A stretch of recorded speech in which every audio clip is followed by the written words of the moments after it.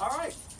So I want to thank Sandy and Ron and all of the board and volunteers from Friends of the Fells for inviting us all to come together for this wonderful afternoon event as we all celebrate and know what we all believe is an amazing resource in our communities, the Middlesex Fells.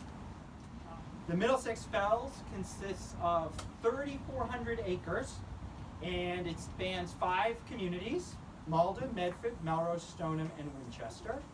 And there are more than 100 miles of trails. I knew there were a lot of trails, and I walked on many of them. I didn't know there was 100 miles of trails. And of course, there are recreational opportunities for people of all ages and all abilities. The Fells also holds a special place in the history of land conservation and preservation. The first dedicated conservation land anywhere in the entire United States is the Virginia Wood area of the Middlesex Fells.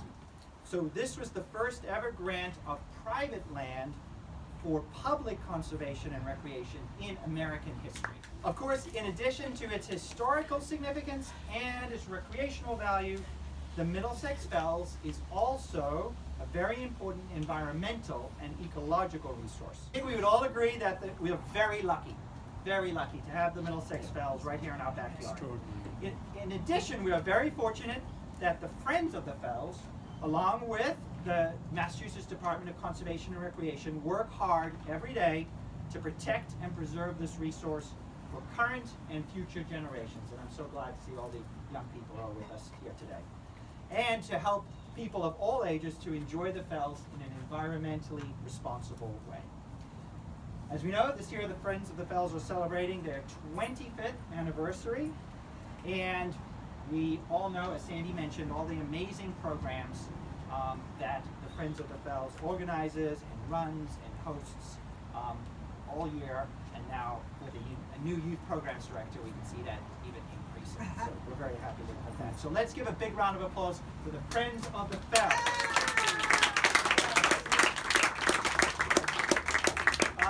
Also, some of you may have heard or may not, it's just recently announced that the Friends of the Fells have been awarded a state grant of about $25,000, and this is from a new Trails and Greenways program that our delegation has strongly supported and that Governor Baker has embraced. And that money that's being granted to the Friends of the Fells is going to be used for improvements to the Spot Pond Archaeological District, which is very good news, and we're very excited about that.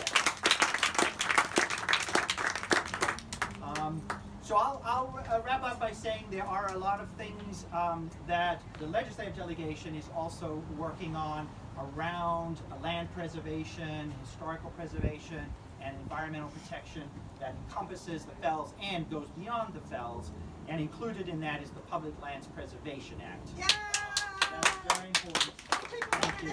So this basically would codify in statute what some of generally the procedures that are in place today when constitutionally protected Article 97 land is proposed for a different use. And so generally there's a process today, and those types of land transfers do have to go through the legislature, but we want to make sure we codify that so that for all future administrations that's protected. So any land that's proposed to be shifted from conservation or public land to other uses, there is corresponding offsets of other land, so we don't have any net loss. So that's important. We're going to continue to advocate, for that legislation. I want to thank my colleagues from the House who are here who've been very supportive of that. And there's other things we're going to continue to work on, of course, to continue to fight climate change, to encourage clean energy, and to generally support open space and our ecosystems across Massachusetts. So, yeah, thanks everyone for joining us today, and hope you enjoy the walk in the Fells and you continue to support environmental stewardship of our precious natural resources. Thank you.